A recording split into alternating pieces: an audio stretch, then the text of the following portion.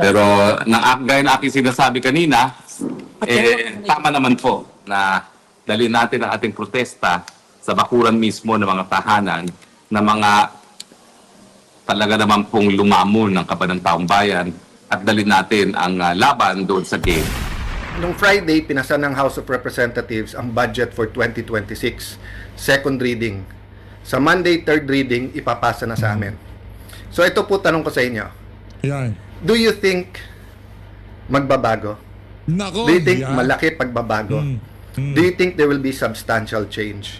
Nako po. Natapon ko lang sa inyo to, and I'm not criticizing kasi Alam niyo mga kababayan, tayo ay naniniwala sa mga punto de vista na yan. Itong si dating presidential spokesperson Harry Roque, na habang itong si Marcos Jr. ang presidente, wala hong mangyayari sa ating bansa. Kagaya ko na sinabi nitong si VP Sara, wala silang plano, wala silang ginagawa. Galing gabinete ho itong si VP Sara, kaya alam ho niya kung anong nangyayari sa loob ng administrasyon ni Marcos Jr. nung nandun pa siya. Pero bago ho yan mga kababayan, isang like at isang subscribe. Masaya na po tayo dyan at sa mga susumal sa ating community. Yung join button nandyan lang po sa baba. At papasadaan din po natin na mabilisan. Itong mabilisang live nitong si Senate President Alan Peter Cayetano, na kung saan natumbok na naman ho niya kung ano nga ba ang problema ng ating bansa. Kaya naman kung sakaling magkargo doon, sana itong mama na to ang gawin nating Senate President. No? Talagang wala ho kasing may hawak sa liig niya. Di kagaya ng Senate President natin ngayon, kinukumpasan ho siya nitong si Martin Romualdez at nitong si Marcos Jr. Mantakin nyo, from flood control, papunta na ho tayo ngayon sa farm to market road. Rekta ho tayo dito kay Senator Alan Peter Cayetano. na namnamin ang salita ng Diyos. So part of yung rest on the seventh day is not only the physical rest, but finding rest in the presence of God. So during the Old Testament, pagka Sundays, kasama doon yung family time at yung pag-share ng salita ng Diyos. Konting reflection po sa nangyayari sa ating bansa. Maikli lang po to, no? Sabi po ng Bible, kung anong ating itatanim, yan din po ang ating aanihin. Di ba? Magtanim ka ng mangga, ang tutubo dyan ay puno ng mangga. Tanim ka ng puno ng atis, ang tutubo dyan puno ng atis. Magtanim ka ng puno ng santol, tutubo dyan ay santol. So Jeremiah 29:11, yan. So for I know the plans I have for you, says the Lord.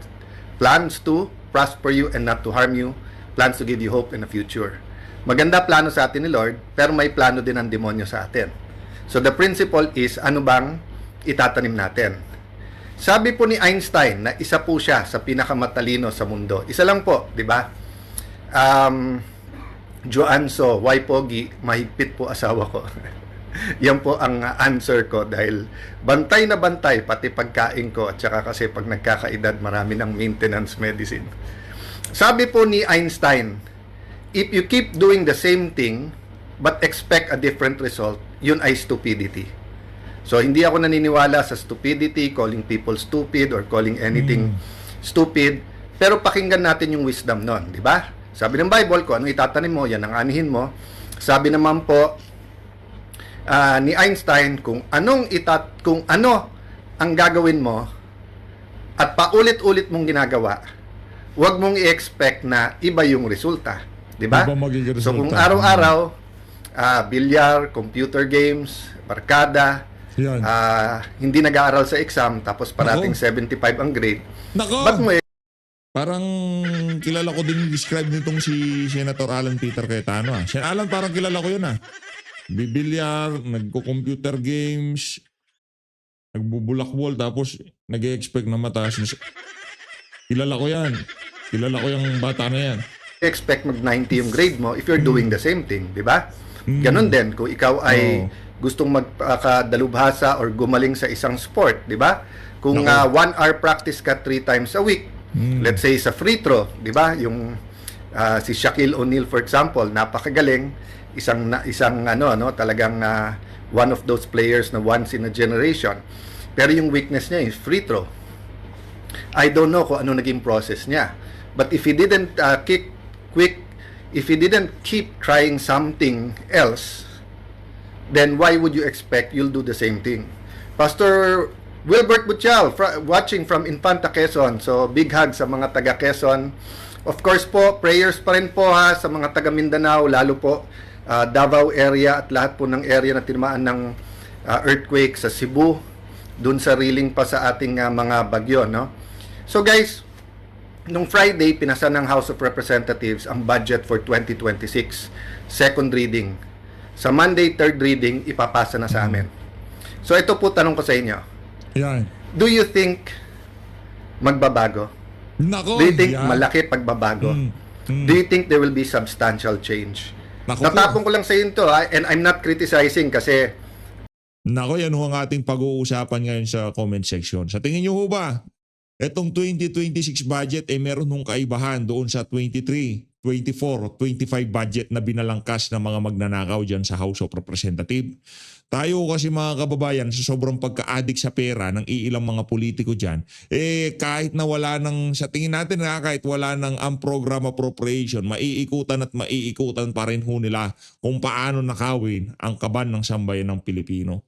Magagawan ho nila ng paraan yan. Ika nga yung unprogram appropriation, yun yung shortcut na nabulgar kung paano nila, ika nga pagnakawa ng ating mga kababayan. Sa tingin nyo ho ba meron kaibahan itong 2026 budget? I-comment nyo sa baba, baka sakaling maligaw dito si Senator Alan Peter Cayetano para makita niya naman ang sentimiento ng sambayan ng Pilipino, ng mga subscriber natin dito sa PH Update. Hindi lang dito sa kanyang page na to, maging yung mga nanonood sa atin dito sa PH Update. Mag-comment po kayo dyan sa comment section. po ako ng Senado, part din po ng sistema. But if you have the same people and the same system na because of the scandal sa corruption at ghost projects, same proseso ng budget, nagbago lang ng konti, same system, same people, na tanggal yung konti sa DPWH, may bagong secretary, but substantially the same. And then after sa October-November Senate naman, do we expect real change and transformation? I have no doubt it will be a little bit better. But will it be different? Yung pagbabagong gusto natin, yung sinisigaw ng mga kabataan ngayon, yung nirarally natin. So, yung tingin ng iba, sir, change, victory, it's not predictable. It's predictable po. Kasi kung anong ating itatanim, yan ang ating aanihin. So, burahin nyo muna yung sinabi kong idea na resign lahat tapos mag-snap or special election. But can we not come out with earth-shaking, game-changer ideas para magbago, para sa 2026, hindi lang a little bit better, hindi lang nabawasan ng konti pang corruption, di ba? Hindi lang yung makikita ng tao, dati may ghost, ngayon wala, pero lumipat lang sa iba yung style ng corruption. Ang kailangan po natin ay hindi revolusyon. Maraming revolusyon na sa buong mundo. Dumaan tayo sa people power, EDSA 2. Pero walang revolution of the heart Walang tunay na pagbabago. Walang pagpapalit sa ating core values at saka culture, di ba? So, ang kailangan po natin ay isang spiritual revival. Di ba? Ang kinakalaban po natin dito ay hindi lang flesh, hindi lang natural, kung hindi meron din spiritual side. So kung Sunday, magsisimba tayo, tapos sasabihin natin, bawal magsinungaling, bawal magnakaw, dapat gumawa ng tama. Pagdating ng Monday to Saturday, sabihin natin, dapat maging practical tayo. Wala pong magbabago kasi hindi natin ina-apply yung spiritual side at yung values sa ating pang-araw-araw ng buhay. So we'll talk more about that. And again, when I challenge you, I'm also challenging myself. When I criticize you, I criticize myself. Para to sa Facebook group natin kasi minsan binabali yung sinasabi natin. But something to think about because every minute, every hour, every day, every week, mahalaga po sa atin. And kailangan na po talaga ng Pilipinas ng tunay na pagbabago. Good night, everyone. Saludo, Senator Alan Peter Cayetano. Kaya ano ang dahilan kung bakit gusto ho nating maging Senate President yan? Una sa lahat, maka-Diyos. May prinsipyo, hindi ho hawak sa leeg nung ilang mga bilyonaryong politiko. Hindi hawak sa liig ng mga politiko na di umano inahatiran ng mali-malitang pera sa kanilang mga exclusive na bahay sa mga exclusive subdivision, di ba? Hindi ho siya hawak sa liig ng mga individual na yon. Rekta ho tayo dito kay dating presidential spokesperson Harry Roque. Okay? Well, alam niyo po, napag-usapan na natin ng minsan na talagang tanging paraan para mapauwi si Tatay Digong ay mawala bilang presidente ang Marcos Jr. at ang pamamaraan para mapatalsik sa pwesto ang Marcos Jr. Sang-ayon sa salagang batas, kung siya mismo ay magre-resign, kung siya ay masisisante ng taong bayan sa pamamagitan ng isang people power, o siya ay kunin na ng Diyos, o di naman kaya ibigyan siya ng sakit na hindi na gagaling, no? Naku po. Permanent disability, no? Naku, yari tayo dyan. Ay tayo, hindi natin ginagawa yan. Hindi natin pinagdadasal ng kung ano pa mga ika nga. Hindi naman pinagdadasal nitong yun yung mga posibilidad para matanggal siya. Pero sa galit ng ating mga kababayan, lalo na yung mga kabataan, kung sigurong merong iilan dyan na talagang pinagdarasal na mangyari kay Marcos Jr., hayaan nyo lang ho sila. Bahala sila. Well, siguro naman po, alam nyo na, sa mga pangyayari na binasura ng ICC, ang interim release ni Tatay Digong, na talaga naman pong ang pamamaraan lang para mapauwi na si Tatay Digong at ang pamamaraan lang para matapos na ang problema ng korupsyon sa Pilipinas ay talagang sa pagtatanggal kay Marcos Jr. bilang isang presidente. Bukas po, 12 na Oktubre, may panawagan na naman ng People Power at ako po ay sinususugan ko itong panawagan nito. Maawa naman po tayo sa ating mga sarili. Trilyones na po wala sa korupsyon. Dati-dati, bilyones lang. Ngayon, trilyones na. At kung hindi pa po tayo magsasalita at sasantihin itong mga taong nasa kapangyarihan, wala na pong kinabukasan ng ating mga kabataan. Maawa naman po tayo sa ating mga kabataan. Well, bukas po, merong nanawagan na ang people power sa EDSA pa rin.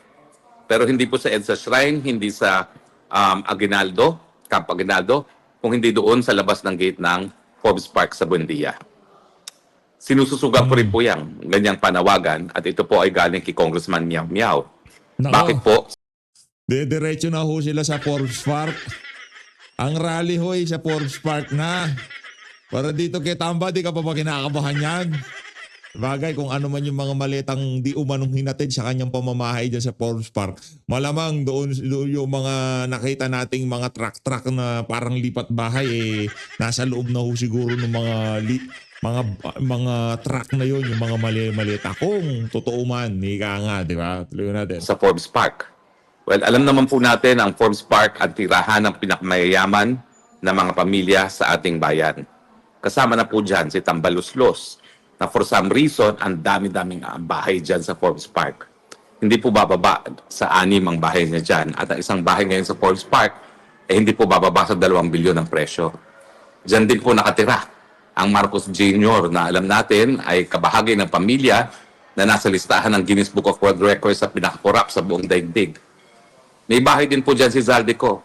At napakadami po mga congressman at senatong na may bahay din dyan sa Forbes Park.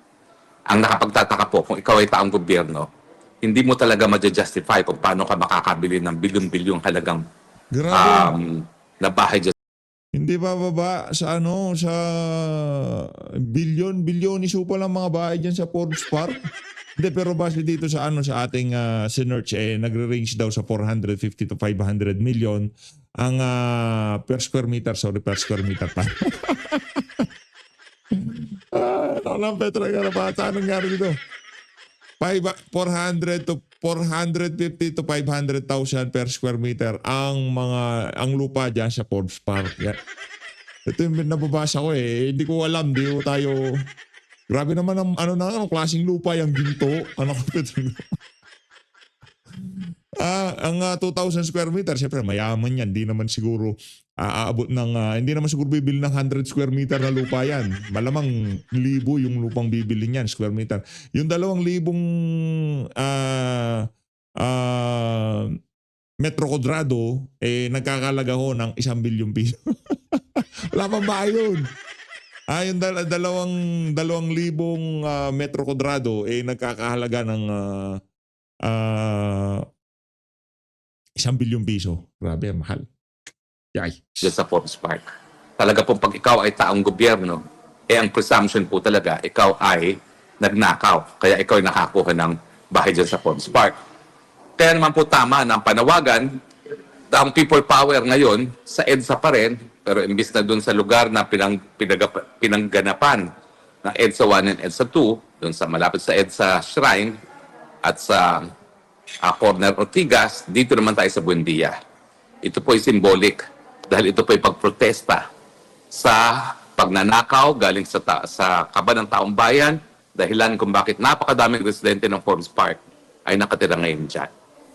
Tama naman po na kung tayo nagagalit sa korupsyon, ipakita natin ang galit natin sa korupsyon, dalhin natin mismo doon sa tahanan ng mga korap, lalong-lalo na si Romualdez, si Zaldico, Nako, at yan iba na. pang mga kasamahan ng mga senatong at congressman.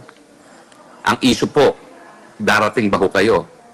Ano pa ba hong inaantay ninyo? Tuluyan ng lumuhod ang ating ekonomiya? Nagkaroon po ng issue na itong chairman ng Securities and Exchange Commission ay napilitan na sabihin na nagkamali daw siya nung sinabi niya na nagkamali daw siya na nung sinabi niya na dali lang po, naglalagay tayo ng ng stand. Nagkamali lang daw siya nung sinabi niya na halos 1 trilyon, mahigit 1 trilyon ang nawala sa Philippines noong ano ba yan? Wala. Anong nangyari? Napindot? Ha? Ano, ayan. Ayan. Ano yan?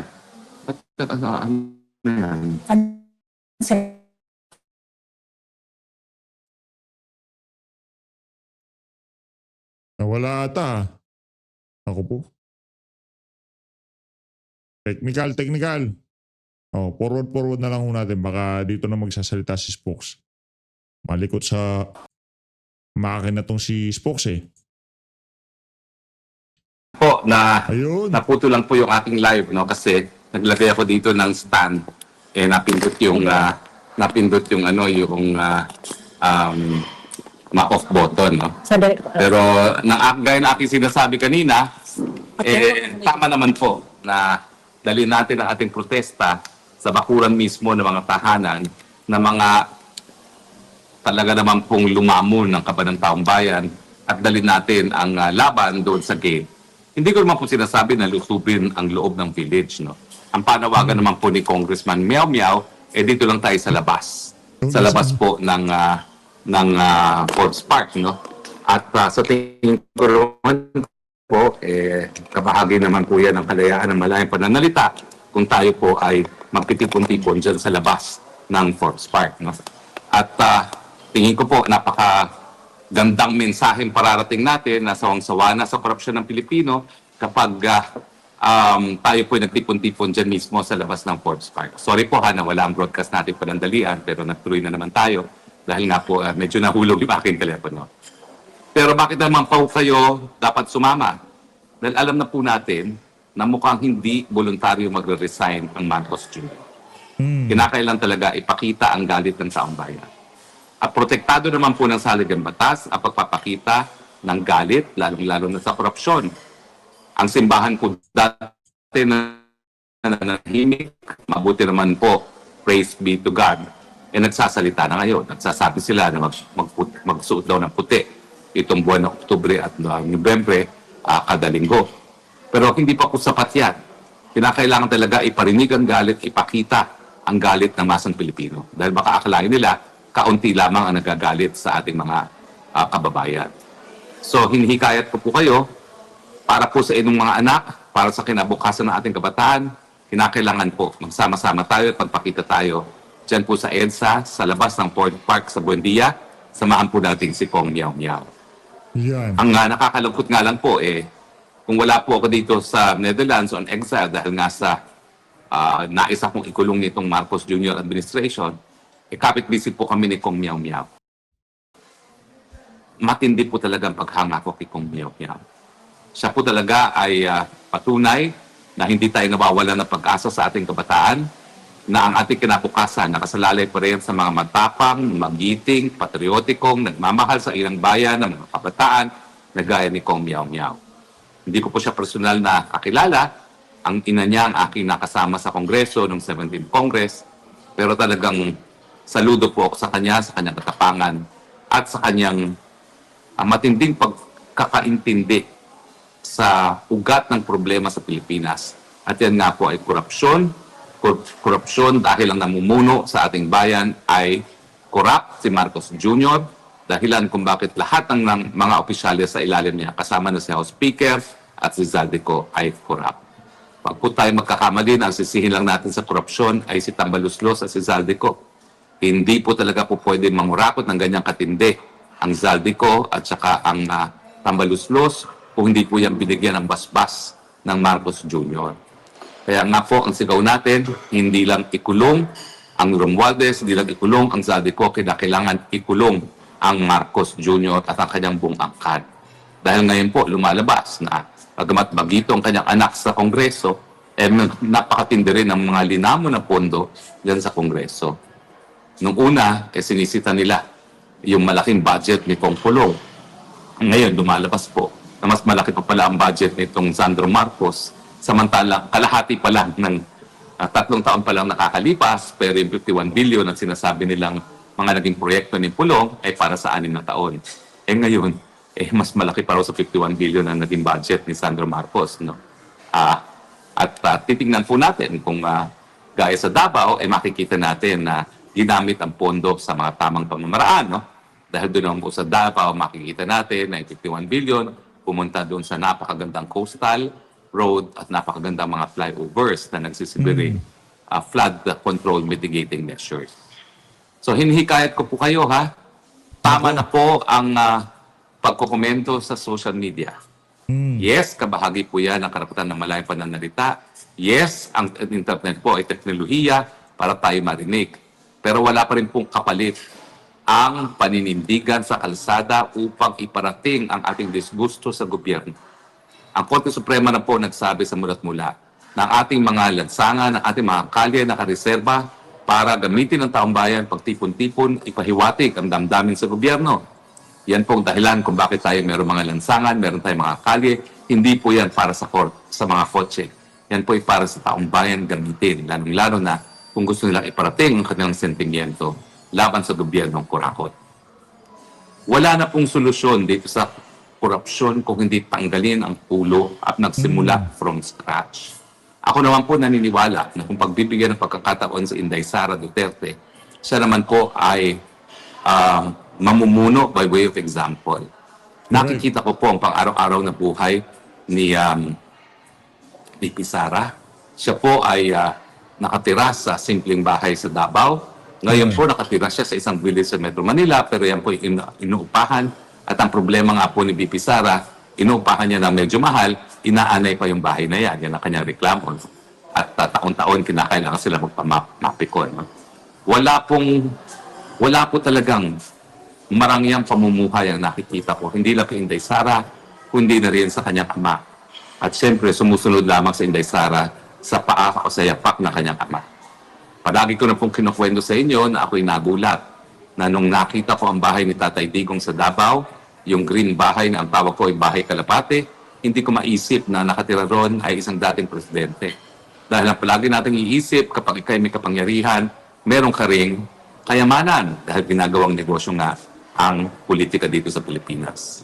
Pero mabuting balita, meron naman pong mga tao gaya ng mga Duterte na hindi po kinakailangan inegosyo ang gobyerno, na nanilbihan ng tapat at kaya nga ngayon malungkot na malungkot tayo dahil nananatili po nakakulong ni Tatay Digong dyan sa Dahig. Maski po alam natin na wala ng jurisdiksyon ang ICC at maski alam po natin na ating mahukuman, kung meron man talagang mga dapat magreklamo, ay merong sapat na kapangyarihan at kakayahan na parusahan si Tatay Digong kung totoo na siya ay gumawa ng mga krimen. Nakakaawa po talaga si Tatay Digong at kung kayo po ay nagagalit din sa naging kalagayan ni Tatay Digong, magalit din po kayo sa Marcos Jr. dahil ang punot dulo niyan palagi ay korupsyon. Bakit ba kasi gusto ng Marcos Jr. manatili sa posisyon? Yan po ay dahil ginagamit nga nila ang gobyerno para isang negosyo, para yumaman. Ginawa po yan ng kanyang ama at ngayon po pinagpapatuloy ng anak. Teatero na po sa EDSA sa labas ng Force Park Buendia.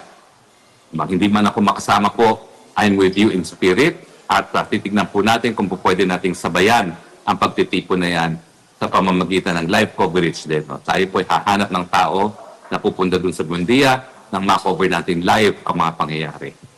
Pero maawa na po tayo sa ating mga sarili. Maawa na po tayo sa ating mga anak. Wala na pong patutunguhan ng ating bayan. Yung kontrobersiya po sa Philippine Stock Exchange, pinanindigan po ng isang Cecil Guidote, na isang dating empleyado ng Central Bank in charge of investment relations, na 5 trilyong piso na ang nawala sa atin dahil po sa korupsyon. Samantalang, pinasulingilingan ng gobyerno na ang nawala sa atin ay 1.7 trillion lamang. Mas malaki pa pala. Ako naman po'y naniniwala na itong Cecil Guidote neto, dahil sa kanya naging katungkulan sa Central Bank, alam ang kanyang pinagsasabi. Marunong bumasa ng mga figura at hindi po yan magsisinungaling. Mga kababayan, nandito na po tayo sa finish line. Dalawa lang pong senaryo. Tayo ba po ay susuko at hindi tatawid papunta ng finish line? O tayo ay kukunin ng lahat ng lakas na natitira sa ating katawan at isipan at tatawirin ang finish line? Halos nandun na po tayo. Alam na po natin na bagamat nasa position pa Marcos Jr., bilang na kanyang panahon. Alam po natin na sila mismo nag-iimpako na para umalis muli ng bansa gaya na nangyari sa kanila ng People Power Watch. Pero na po, kapit-bisig tayo. Tawirin natin ang finish line. Para po yan sa ating bayan. Para po yan sa ating mga anak. Para po yan para sa ating mga apo. At pwede pa po, pag natin napalaya sa mga Marcoses muli, pangalawang beses, huwag na po natin silang pabalikin. Huwag po natin silang patawarin. Ikulong po natin sila. Bigyan po natin sila ng due process. Sige po, litisin natin sila. Pero please po, litisin po natin sila. At this time around, parusahan natin nang wala ng Marcos na makabalik. At yung mga nagbubulag-bulagan na nagtitiwala sa kahit sinong Marcos pa, gumising kayo sa katotohanan. Hanggang hindi sabihin ni Amy Marcos na dapat magbitiw ang kanyang kapatid dahil siya ay drug addict, hindi po mapagkakatiwalaan ang kahit sinong Marcos. Yung, ang dali lang naman pala ng hamon dito kay manggagamit to. Ba't hindi niya magawa yun kung talagang...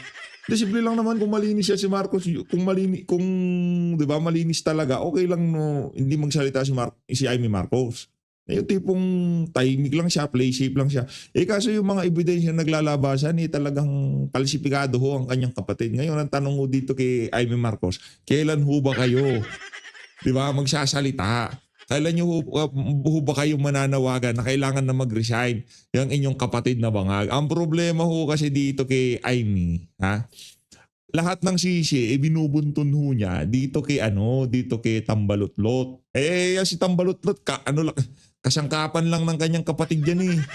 Wala naman nung kwenta yan . Alam natin siya ma-control sa House of Representatives. Pero pinahintulutan ng iyong kapatid na kontrolin niya ang House of Representatives. Yun ho yun. Ito talagang si Mangga, oo. Kapit-bisig po tayo. Sabihin natin, tama na, sobra na. Goodbye, Marcoses. Dahil yan naman po dapat talaga ang ating mensahe. Goodbye, Marcoses. Ayun, as always, maraming salamat po sa pag-support sa PH Update. Goodbye, Marcoses. Yan ang panawagan. Yan ang dapat isigaw na sa kalsada ngayong araw na to ng mga nagkikilos protesta. So Luis, maraming salamat po mga kababayan. Mag-ingat po kayong lahat. Mahalin natin ng Pilipinas. Saludo. Maraming salamat.